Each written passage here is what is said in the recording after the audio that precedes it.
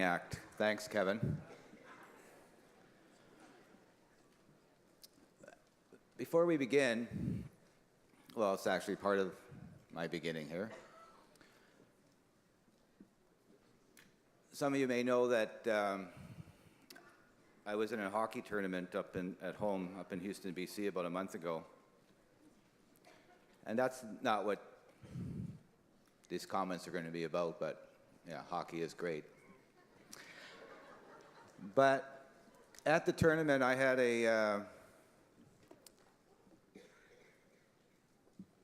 and I will get through this part.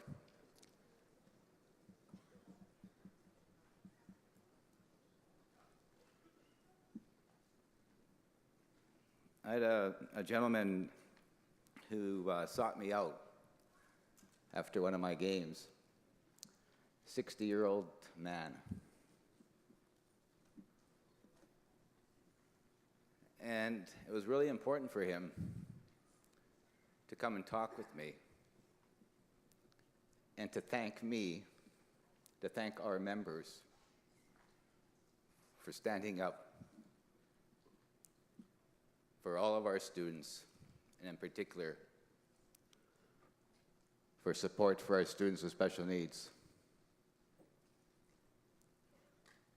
He thought that it was a fight that we need, and we need to win, and we need to keep our advocacy.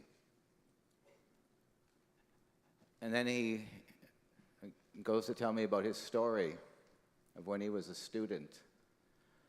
And it was a time before we embraced in its entirety, the diversity and integration of all students in our classrooms.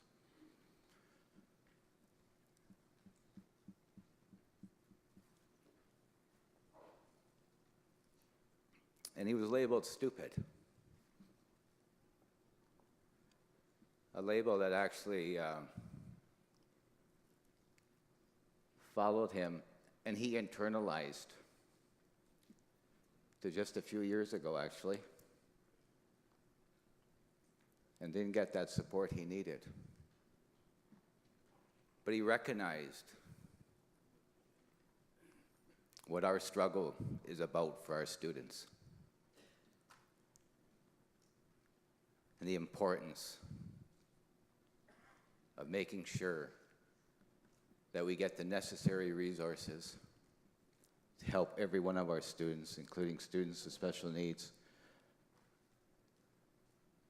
that we get the smaller class sizes and the specialist teachers, give that so important one-on-one time. And he wanted to convey to me, to us, a thank you, and to keep that fight going. And I dedicate this speech to him.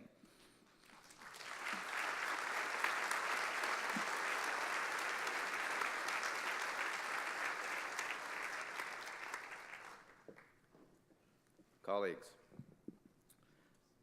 well, to kick off our 98th Annual General Meeting, I want to take you back. Not to 1917, when the BCTF first became the Union for Public School Teachers in British Columbia, but to 2001. Technology may have changed, pop music taste levels may have changed, but given our huge court victory this year, I think it's fitting to celebrate our 2001 campaign video.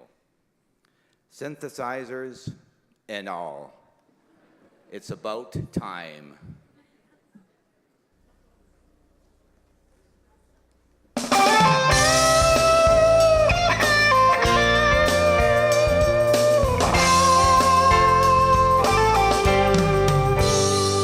From the one-room class in the countryside to lifelong learning citywide, past and present, some things never change. The challenges we face each day, the funding cuts, no raise in pay, the workload grows, that's why we're here to say it's about time to make the changes that we've all been striving for. It's about time we stood together, side by side. A Our schools will always be the heart of our community. Let's guide them carefully, it's about time. Stand up for all that you believe. Demand respect and dignity. Each student gets a chance to see the endless opportunities. As teachers, we are proud to show how tolerance and justice grow, to actively embrace diversity. It's about time to make the changes that we've all been striving for. It's about time we stood together, side by side. Our schools will always be the heart of our community. Let's guide them carefully, it's about time. We fight for social justice and solidarity, creating local programs and working globally. We're healing inequalities and fundamental wrongs. We're the BCTF, we're standing strong. It's about time to make the changes that we've all been striving for. It's about time we stood together, side by side. Our schools will always be the heart of our community. Let's guide them carefully, it's about time. In school, the work of life begins as young evolving citizens learn values that create democracy. Like ripples on a mirrored pond, our wisdom will continue on, reflected in our future history. It's about time to make the changes that we've all been striving for. It's about time we stood together, side by side. Our schools will always be the heart of our community. Let's guide them carefully, it's about time. Let's guide them carefully, it's about time. It's about time. It's about time.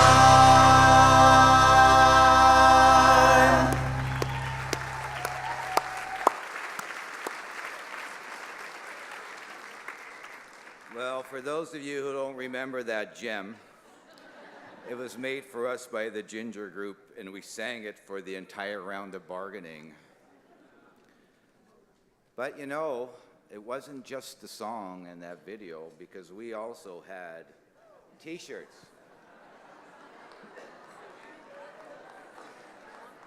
Along with our road trip of all our locals.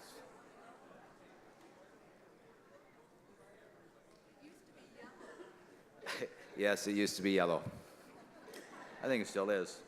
Well, the key messages: time to give our students the support they need. Time to see schools as the heart of the community. Shortly after that campaign, the BC Liberals came to power, and we all know what happened next. Christy Clark, as Minister of Education, came in and stripped our collective agreements of the important learning conditions we had negotiated, our working conditions. The provisions that kept our classes more manageable, provided more one-on-one time, and ensured students had access to more specialist teachers. And here's where that video comes back. We won another important round in court, and now it's absolutely about time we put our schools first.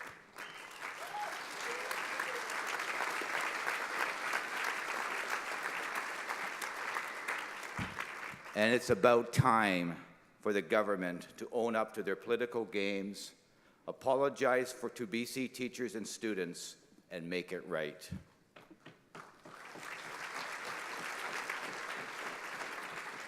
By now, many of you have probably read and reread and celebrated the BC Supreme Court decision from January. And even though that the government is appealing, they didn't take my advice on that one. We will continue to defend our rights and the rights of all Canadians. As teachers, as union members, we fought for 12 years against government laws that we knew in our hearts were wrong. Laws that were unjust and set our education system down a path of cuts. Bill 28, and Bill 27 at the time too, and what should have been so obvious to the partner groups who supported it at that time, allow government to underfund our education system for the last 12 years. And as a result, BC has fallen behind the rest of Canada. You know the stats. Government funds education $1,000 less per student than the national average. Only Prince Edward Island is worse. And as a result, British Columbia has the worst student-educator ratio in Canada.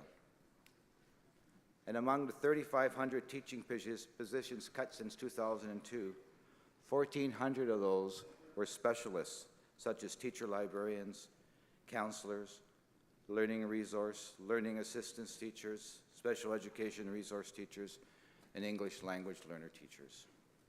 And of course, it's our children that pay the price.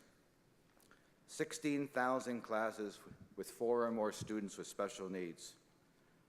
Despite the dedication of our teachers, many of those children still simply aren't getting the extra help that they need and they deserve.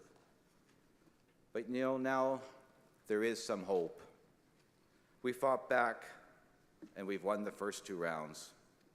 A victory for teachers, for students, for workers across Canada. Justice Griffin's decision, the Supreme Court decision, for the second time, has said to government, you cannot just rip up collective agreements. You cannot violate people's charter rights.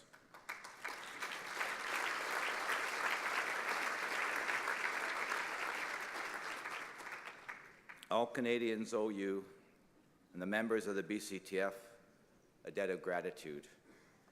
Because as Justice Griffin said in her judgment, any student of history or human nature recognizes that a natural tendency and the desire of any political force is to attempt to consolidate and gather more power and to seek to diminish any restraint on that power. A democratic system has institutional checks to counter that tendency and to safeguard against tyranny. In Canada, as one of those institutional checks, Parliament, in its wisdom, enacted the Charter as the supreme law of the country and the safeguard of certain rights and freedoms seen by Canadians as fundamental to Canadian democratic values. Colleagues, there are so many people that we need to thank and recognize. First, to our legal team and staff who worked so hard on this case, thank you.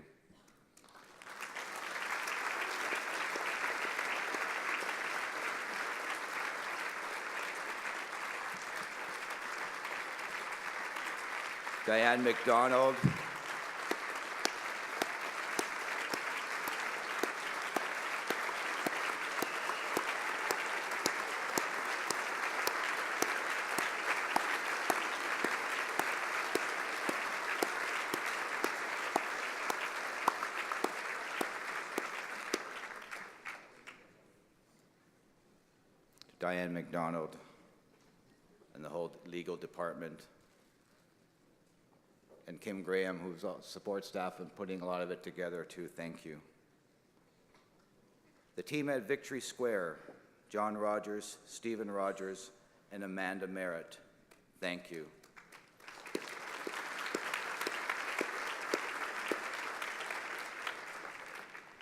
To the many other current and former staff of our 2 unions, Unifor and TIFU, staff like Brian Porter, and I know there's others in this room, who helped build our entire case. Thank you to all of you.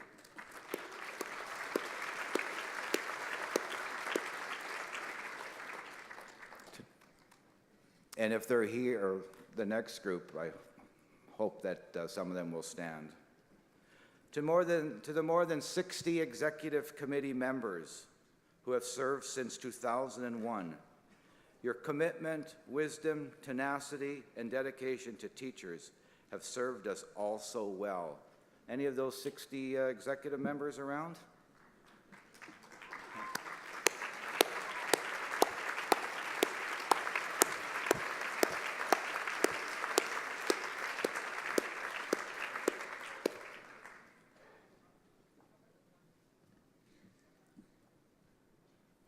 And then to Ken Nowakowski, a past executive director, and to David Chodnowski, Neil Warboys, Jenny Sims, Irene Lanzinger, and Susan Lambert. Each of our past presidents who had to face down the government.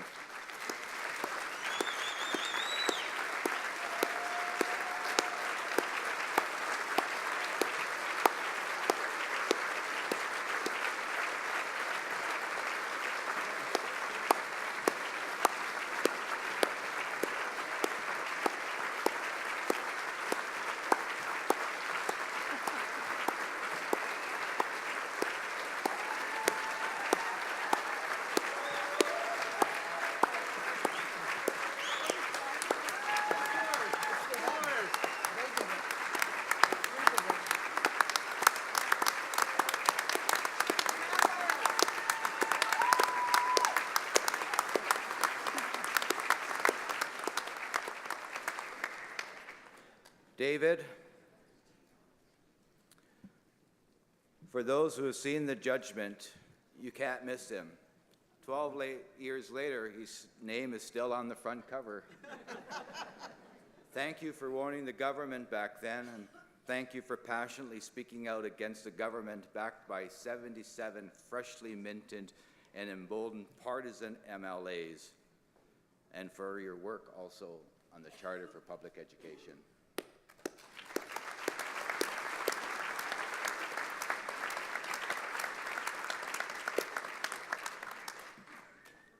To Neil, the only other Northerner to become a BCTF president in this era.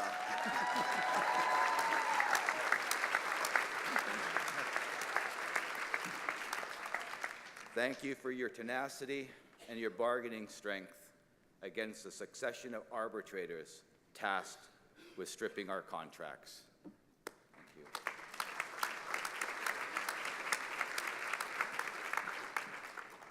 To Jenny, our fearless, tireless, and feisty president, who led us all 24/7 on that 2-week strike.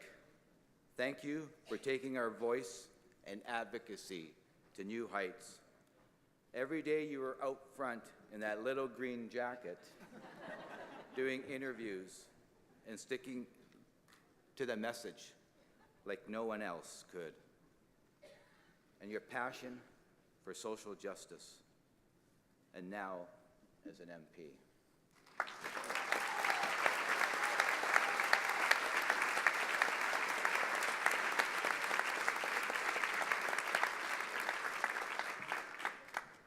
To Irene, now Secretary-Treasurer of the BC Federation of Labour, thank you for bearing the brunt of Christy Clark's attitude and negativity as a CKNW talk show host. You did it with remarkable restraint, class, and trademark humor that always got under her skin. Thank you. Just met with her. Thanks, honey.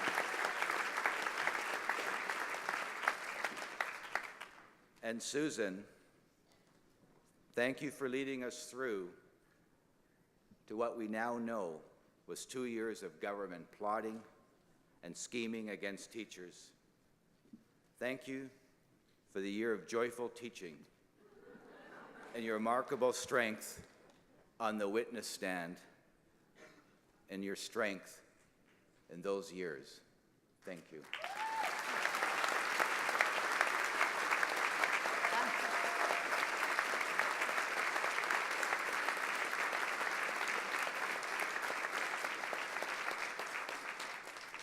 And to Ken Nowakowski. Ken Nowakowski was our executive director for many of the local presidents, or not local presidents, federation presidents who are standing here, who guided us with his strength and wisdom and enacted the decisions made by all the decision-making bodies of this federation. Ken, thank you.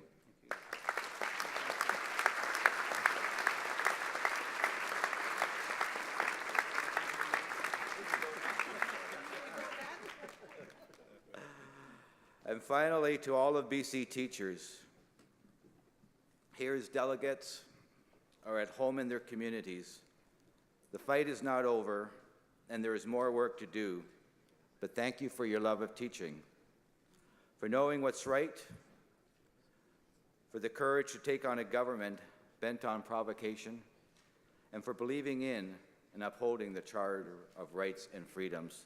Thank you. We've learned a lot from the BC Supreme Court ruling. We learned that this government did not negotiate in good faith. They wanted a strike. They were trying to shut down BC's school system for their own political agenda. We learned earlier this month from former BCPC Chair Melanie Joy that the government did not even want that JAGO deal. And you know, we knew that. We found that out in August of that year, 2 months after the agreement. She went public in her local paper and online to confirm everything that Justice Griffin found in the evidence, that the government never wanted a deal. So what did Peter Fassbender call her in response? The Minister of Education called her an activist. As if speaking the truth and taking a stand is a bad thing. He then accused of her of having selective memory. I'm not sure how he would know. He was the mayor of Langley at the time. It's that kind of attack and political game that got the BC Liberals in trouble in the first place.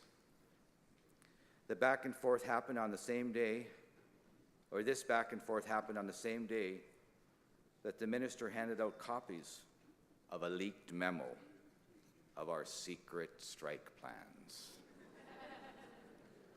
You know, having your staff hand out a document that was riddled with errors, one that no name attached, no logo, no union bug, no official source, just to try to scare parents, that was just more political mischief. Christy Clark, Peter Fassbender, it's time to stop. After 12 years, it's time to put the political agenda to the side, and it's time to negotiate fairly.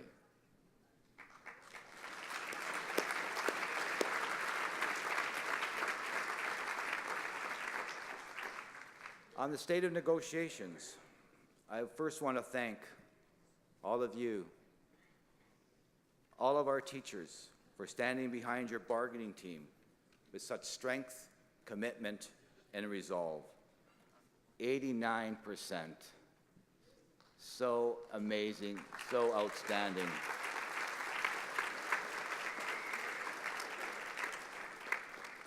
The decision to even hold a strike vote was not an easy one. As teachers, we do not take job action or even a vote on job action lightly, because we care deeply about our schools, our students, and their families. We called the vote because after a year of bargaining, the table needed pressure. We met more than 40 times, but since December, the parties were being driven further and further apart. The government, through the BC Public School Employers Association, tabled what we considered a very insulting wage proposal. It included up to additional 2 years of no wage increase. And you know, they don't like that word, insulting. They talked to us about that at the bargaining table. They've also been trying to pretend that the recent BC Supreme Court ruling never happened.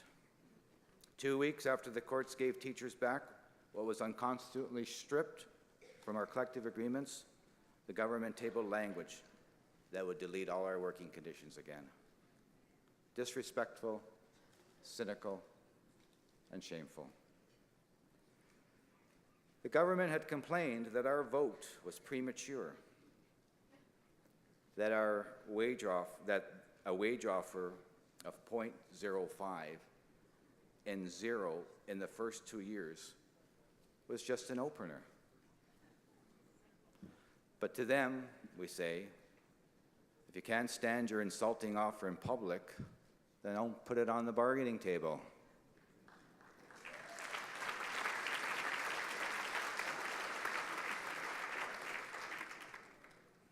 BC teachers are asking for a fair wage increase, smaller classes, more one-on-one time for our students, extra help for those who need it, and more specialist teachers to enhance every student's educational experience. And yes, you know, it will cost more to do that, to make our education system better and reverse 12 years of cuts. But we think that's a very important investment to make. And that's why our teachers voted overwhelmingly in favor of potential job action. A clear message to our government that it's time to negotiate in good faith, take back the unreasonable proposals, offer teachers a fair deal that also provides better support for our students. And speaking of fairness, BC teachers are not the only workers in BC struggling with unreasonable labor practices and employers. As president, I've met many workers this past year facing lockouts and strikes. I go to these picket lines and offer my support because it's about solidarity. Together as workers, as union members, we are stronger. Together, our voice is louder, and we make our society more fair. Whether it was the North Shore Winter Club or IKEA, these workers needed our support. And in the case of IKEA, they still do. Despite the millions of funky lamps, patterned slipcovers, floating shelves sold every year, IKEA Canada is trying to bust their union. Since May, the members of Teamster Local 213 at IKEA in Richmond have been locked out, and there's little sign that the employer is interested in setting a fair and reasonable contract with their workers.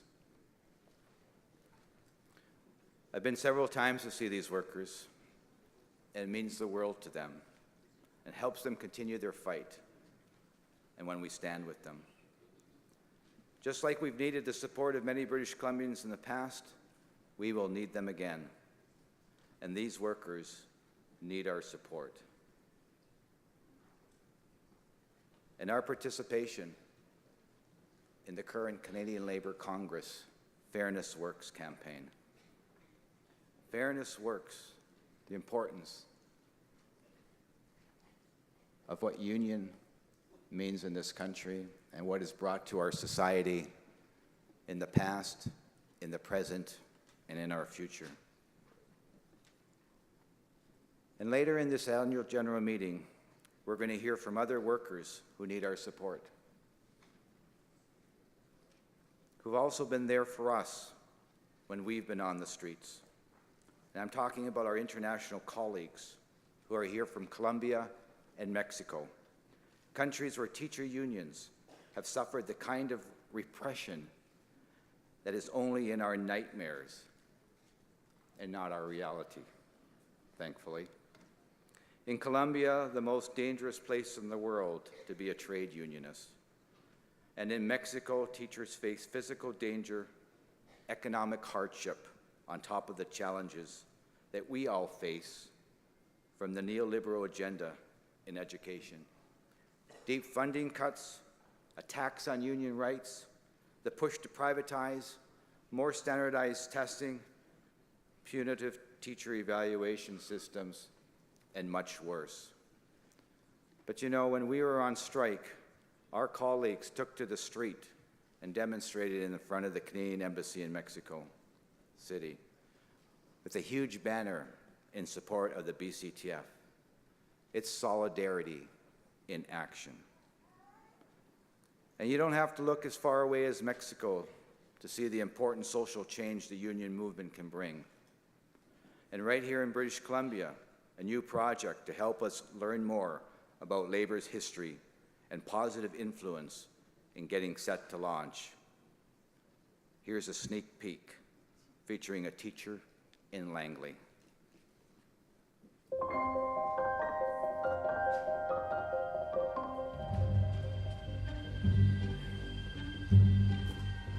One day in 1939, 40 school teachers asked the Langley School Board for a raise.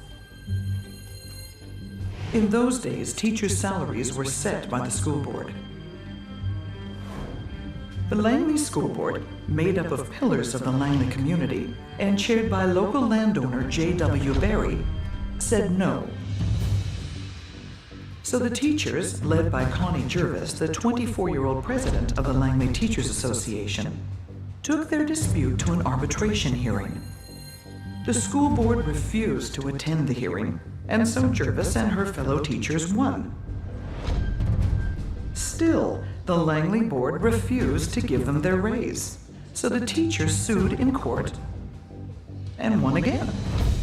This time, the school board fired 14 of the teachers, including Jervis. The trustees of this board advise you that your resignation from the teaching staff is requested. Jervis then appealed to the Department of Education and won. The department has reversed the action of the Langley School Board. You may return to work if you so desire.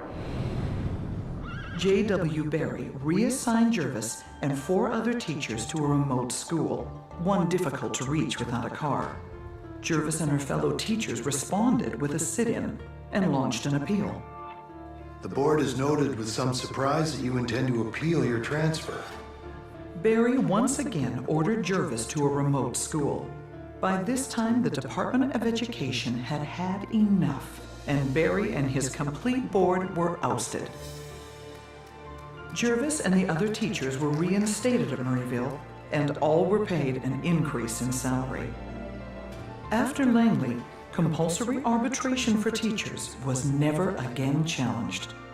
The courage of Connie Jervis helped entrench her legal rights and win an important victory for teachers throughout BC.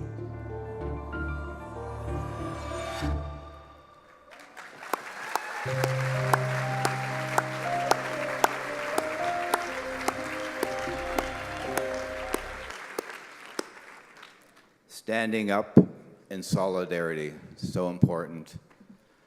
And you know, we had compulsory arbitration right up to 1988, before we actually became a trade union under the Labor Code. We recently had a beginning teacher conference, and it was so heartwarming for me to be able to talk to some of our early career teachers, to see their energy, to hear their stories, to see their passion for teaching and for students,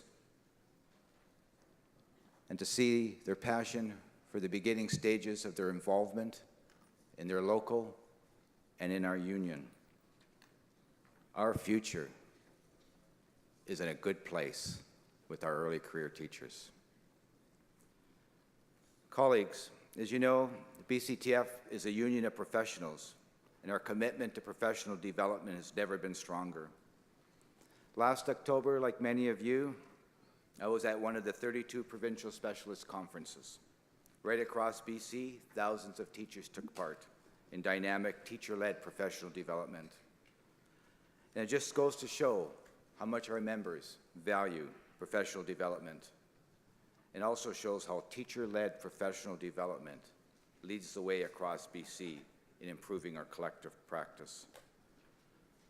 And it's important that we keep it as teacher-led professional development, because one of the new positions that the ministry has created that they haven't filled yet that we're aware of is called the Superintendent of Professional Development.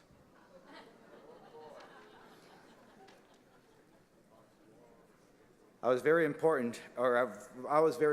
fortunate to be at the BC Primary Teachers Association with 600 other teachers. And we were all reminded about teaching from the heart, and it was so inspirational and moving.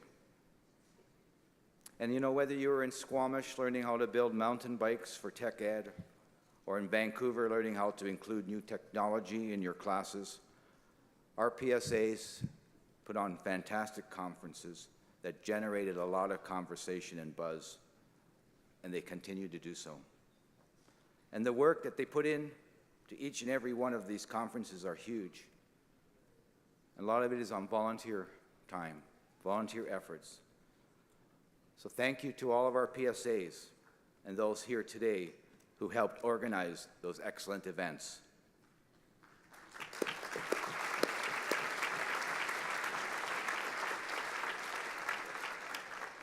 In the coming months, we will also launch a new professional development and teaching tool for BC teachers.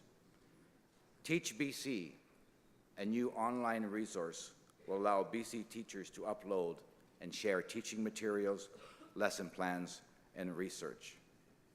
The content will all be user-driven and allow each and every one of you, us, to find teaching resources that specifically fit into our BC curriculum. So tune into that later this year. And another important area that BC teachers in the Federation are making impact, as always, is social justice. And whether it's the fight against poverty or getting anti-homophobia policies passed in school districts, or our solidarity with international unions, BC teachers are leading the way. And this is an area that I'm so proud of this year in our stand against the historical wrongs and the racism faced by our BC First Nation people. I want to celebrate and honor all of you who participated in the Project of Heart and the Truth and Reconciliation events this past year. And because of your efforts and the efforts of Gail Stromquist, who helped put a lot of this all together,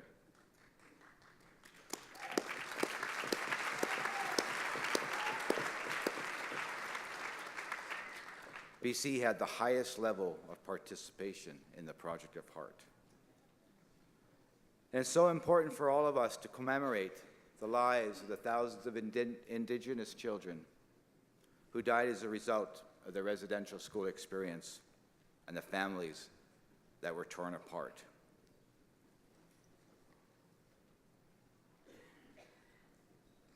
I could never imagine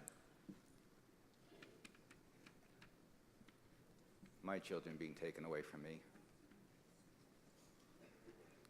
Some of the thousands of cedar tiles our students created were used to cover a cedar canoe in a beautiful mosaic that was on display at the Truth and Reconciliation events, which for many of us was powerful and a moving experience.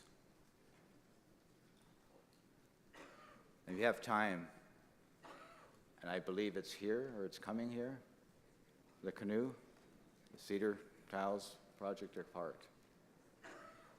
And I'm very proud that our Federation established a $100,000 grant to help teachers from all over British Columbia be able to participate in this transformative sessions.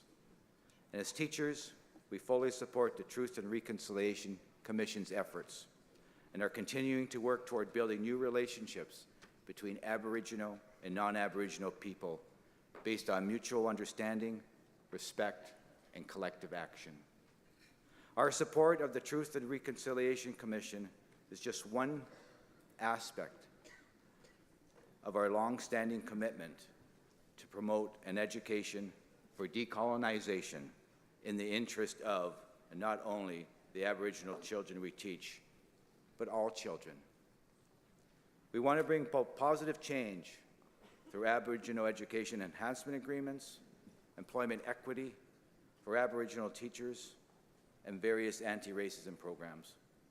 In addition, we've also been pushing for changes to the provincial curriculum so that all of our students learn about the history of residential schools, a topic that has been deliberately obscured. It's in all of our interests that BC kids encounter Aboriginal history, culture, and understandings across the K-12 curriculum. And you should all be very proud of the work that teachers are doing to acknowledge and commemorate the past, take action in the present, and make positive change for our future. And you don't need any more proof of that than in this next video.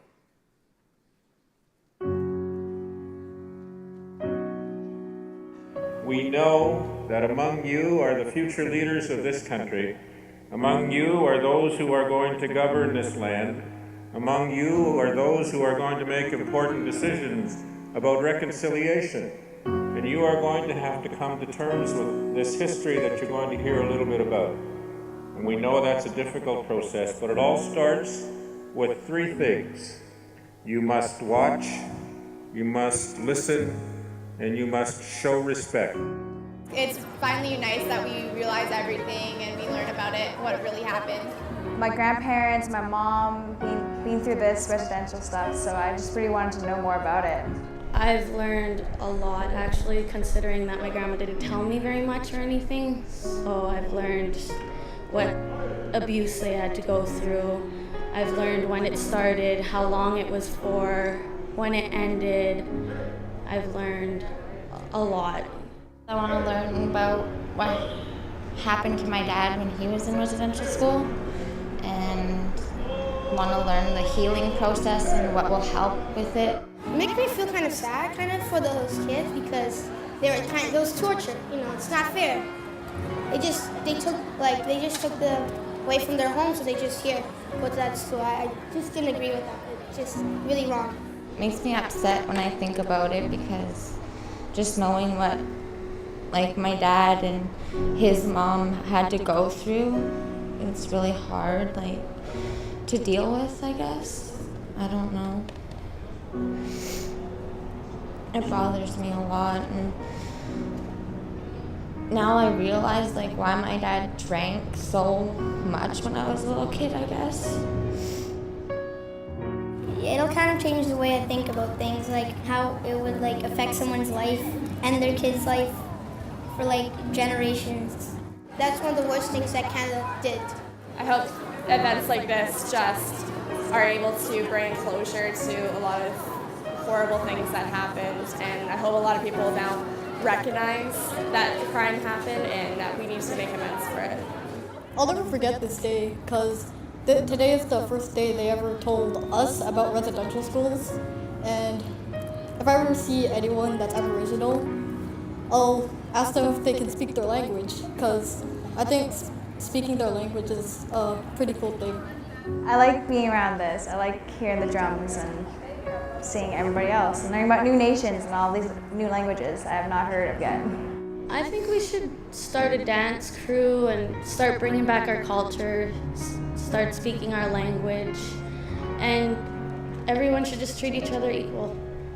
Our traditions carried on and passed down so that all our younger generations, and so that my baby knows what happened in the past to her ancestors, and so that she can just keep bringing our tradition forward and passing it on to her kids and their kids and everything. And I hope that something like this never happens again anywhere in the world, and the importance of letting people know is so that it doesn't happen again. And it's good for the younger generation to know that, so that we all treat each other as equal.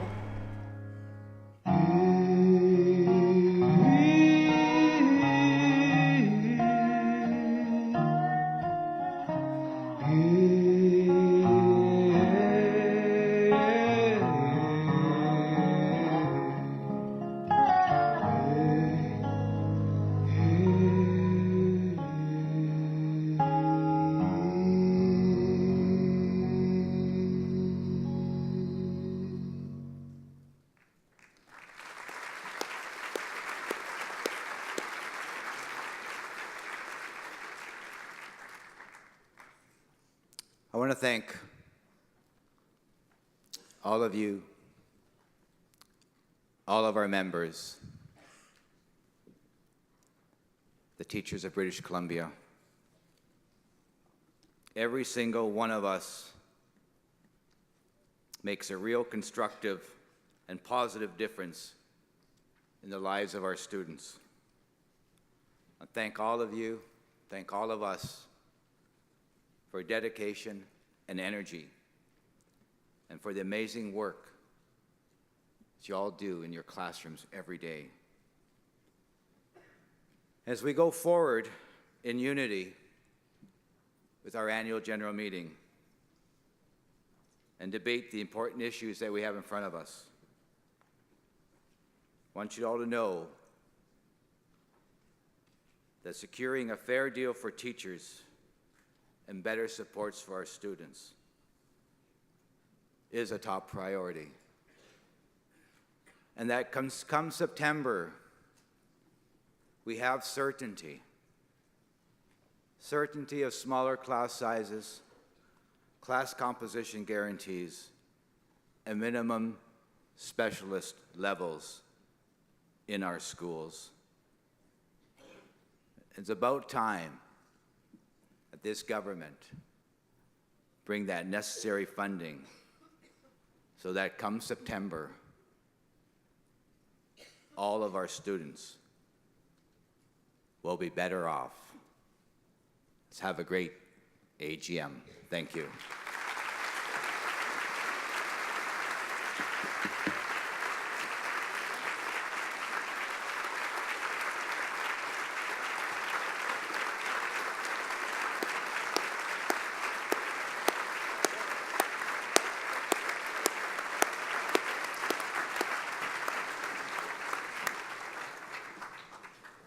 Microphone 4. Thank you. It's Stuart, Vancouver Secondary. I just want to say that I was on the last provincial bargaining team, and I just Excuse me, Chris, and are you rising on privilege? On privilege, thank you. I Go should ahead. have said that first. I'm rising on privilege for Jim. He has thanked everyone